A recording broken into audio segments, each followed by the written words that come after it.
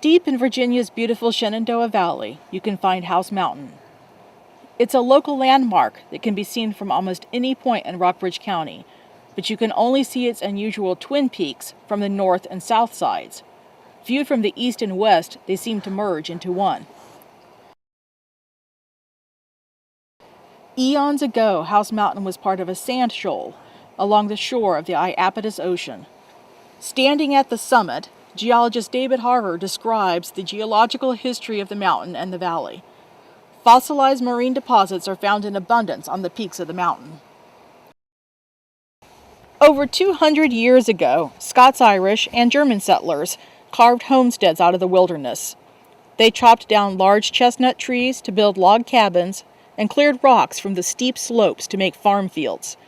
Today, descendants of many of those same families still live in House Mountain's sheltering hollows. I have met many of these families, as well as the local musicians and artists who take their inspiration from the mountain. Through their eyes, I am exploring the history, folk life, and culture of this micro-community. Lost in Time is a documentary film and an interactive website, but at its heart, it is an oral history project. Extraordinary moments are recorded as history, notorious people are remembered, but ordinary people are often forgotten in time. These people have different points of view. Some are illiterate and unable to record their own history, and I have discovered most have knowledge about a way of life that is soon to be forgotten. In Sugar Creek Hollow, Charles Bennington tells me, "You plant your garden after the white dogwood blooms, but get your taters in the ground in February, even if you have to shovel snow to plant them." Although he never learned to read or write, Charles is fluent in the language of nature and generously shares the bounty of his garden with his neighbors. Less than a mile away in Patterson Hollow, curls of sweet-smelling wood form in the wake of a chisel, wielded by craftsman Randall Ray as he begins his journey of discovery, gently coaxing a custom guitar for a famous rock star from a slab of maple. Randall is just one of many artists who call the mountain home. With his long beard and twinkling eyes, Larry Sensenbaugh brings to mind a cross between Santa Claus and Abraham Lincoln. The lines on his tan leather face tell the story of years of hard work outdoors. Larry is one of the last of a dying breed. He makes a living hunting and trapping the wildlife on House Mountain. Polly Chittum is now wheelchair-bound, but she still takes an active part in canning the vegetables from the huge family garden. She snaps green beans and tells stories as she keeps a hawk's eye on her son Donald, who uses the same pressure canner she bought in 1943. This day, she supervised him putting up 22 quarts of green beans. Timmy Smith confesses he dreams of a life away from the mountain. He is the last of several generations to live on the original 100-acre tract his ancestors settled in the late 1700s. He is bound to the land by tradition and a strong sense of obligation. He's a bachelor and is trying to decide who to leave the home place to when he dies. Many of the old families have left the higher mountain slopes in search of an easier life. The fields they left behind returned to forest, but this new forest is full of invasive species because the old-growth tree canopy was disturbed. The newcomers are crowding many of the indigenous plants out. The careful balance of nature has been tilted. George Persinger hopes to breathe new life into the abandoned apple orchard that lies in the Saddle, the high meadow between the peaks of the mountain. Volunteers have surveyed the old apple trees, and George has taken sire stock from the healthier ones. He is planting healthy young saplings, descendants of the original trees, in the Saddle. Wendell Bain took me to the cabin where his grandparents once lived.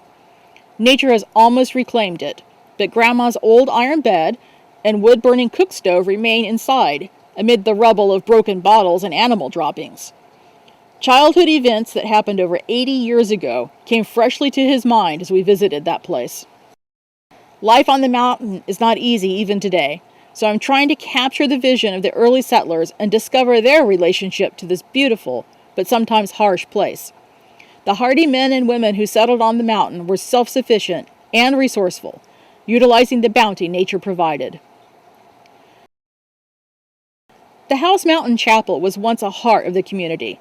A missionary outpost of the larger Lexington Presbyterian Church in town, this was the spiritual and social hub of the eastern slope of the mountain.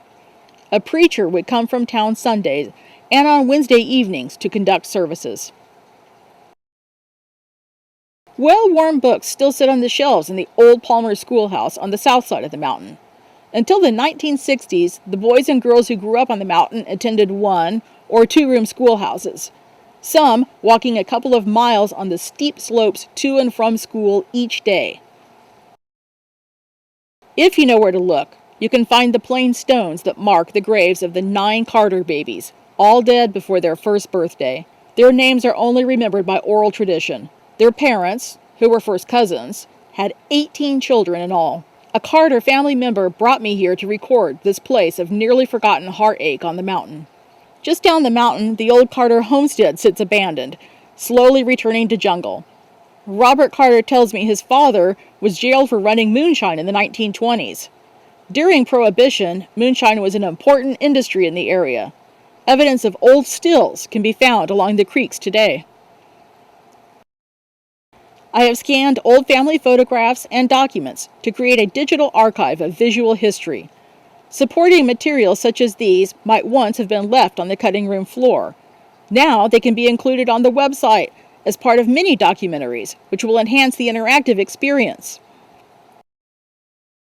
Today, House Mountain is being fought over by the local group that maintains its wildness and availability to the public, and the state organization that holds the deed to the saddle.